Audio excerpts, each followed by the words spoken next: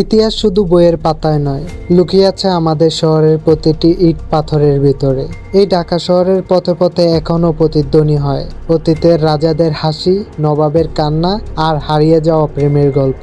আজকের ভিডিওতে আমরা খুঁজে বের করব সেই সব হারানো শহর ও প্রাসাদের বাস্তব রহস্য, যেখানে সময় থেমে গেছে কিন্তু গল্প এখনো বেঁচে আছে। প্রথমে আহসান মঞ্জিল, নবাবদের গোপন প্রাসাদ। বুড়িগঙ্গার তীরে দাঁড়িয়ে থাকা গোলাপি প্রাসাদটি আজ শুধু পর্যটনের স্থান নয়, এটা এক সময়ের রাজনীতি, প্রেম আর ষড়যন্ত্রের কেন্দ্র ছিল।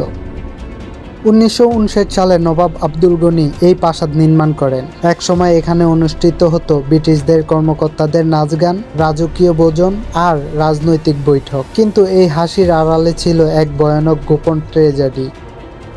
শোনা যায় নবাবের এক প্রিয় দাসী রহস্যজনকভাবে হারিয়ে যান।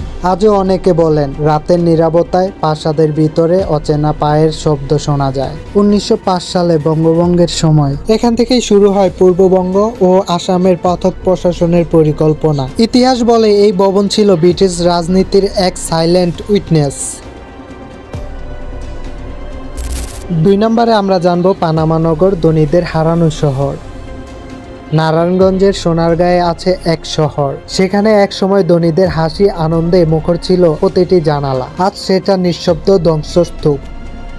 1500 সালের দিকে বণিকরা এখানে স্থায়ী বসবাস শুরু করে। এক সময় রেশম, মুক্তা আর সোনার ব্যবসার জন্য বিখ্যাত ছিল এই শহর। কিন্তু 1800 সালের পর হঠাৎ করেই মানুষরা একে একে শহর ছাড়তে শুরু করে। কেন তারা চলে গেল? কেউ বলে মহামারী, কেউ বলে ব্যবসায়িক ষড়যন্ত্র, কেউ বলে অভিশাপ। আজও পানামা নগরের কিছু ঘরে রাতে আলো জ্বলে, অথচ কেউ থাকে না সেখানে। 3 নম্বরে জানাবো লালবাগ কেল্লার অসমাপ্ত প্রেম ও মৃত্যু।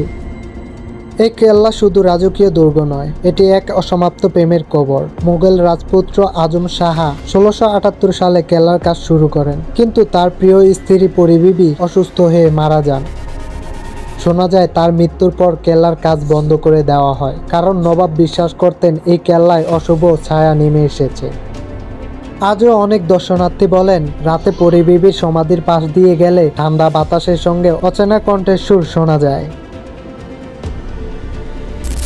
4 নম্বরে জানাবো মহাস্থানগড়, বাংলার প্রাচীন রহস্য।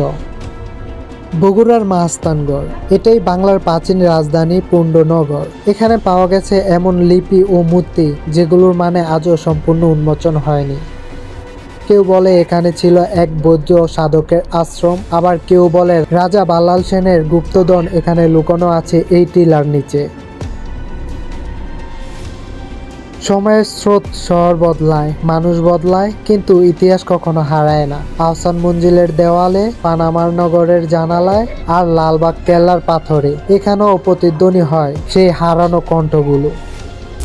এই ভিডিওটি যদি ভালো লাগে তাহলে ইতিহাসকে বাঁচিয়ে রাখার জন্য শেয়ার করুন, কারণ একদিন হয়তো আমাদের বর্তমান হয়ে যাবে কারো কাছে হারিয়ে যাওয়া ইতিহাস।